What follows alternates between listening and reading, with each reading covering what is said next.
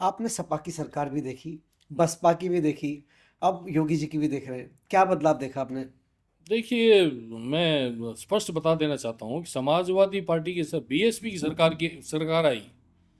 BSP सरकार में यहाँ इतना पैसा निवेश किया गया, इतना निवेश हुआ और इतना डेवलपमेंट हुआ। अब लोग उसको जोड़ लेते हैं कि भ्रष्टाचार से, लेकिन मैं उसमें विश्वास नहीं रखता।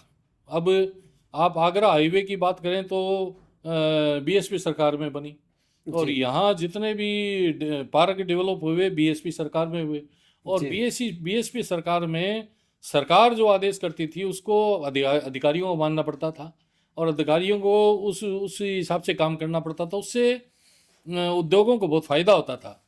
उसके बाद सपा सरकार आई तो उसमें भी ध्यान दिया गया डेवलपमेंट का उसमें, लेकिन सपा सरकार कुछ थोड़ी कमज़ोर रही, उसमें भ्रष्टाचार ज़्यादा बढ़ा।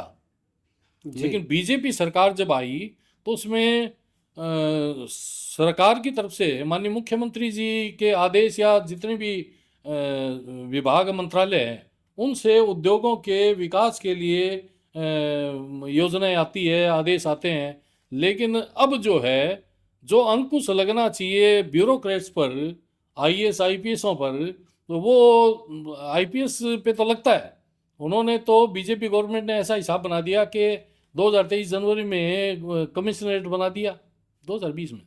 जी, तो उसके कारण पहले यहाँ जैसे एक डी एसपी जी, आईपीएस जो देखता था पूरा जिला, जी, अब मैं अब समझे कि आप 18 से 20 आईपीएस हो गए एक ही जनपद में। एक ही जनपद में। और जी, उससे इतना लाभ मिला कि हम लोग बेखौफ, अब पहले खौफ था लेकिन उस खौफ को माननीय मायावती जी जो बीएसपी की, जी, हालांकि मैं देखिए किसी पार्टी से जुड़ा हुआ नहीं हूं, जी, मैं व्यक्ति विशेष से जुड़ा हूँ। जी, जैसे पंकज जी हैं यहाँ विधायक है तो मैं उनसे जुड़ा हूँ और वो समस्याएं सुनते हैं। और उन्होंने, वो खुद अगर प्रेजेंट नहीं रहते हैं तो मैं ये बताना चाहूँगा कि उनके 6 लोग यहाँ जो है वो तैनात रहते हैं। जी। उनको हम फोन करते हैं तो वो बिल्कुल उस समस्या को लेके सरकारी विभाग से समस्या समाधान होता है।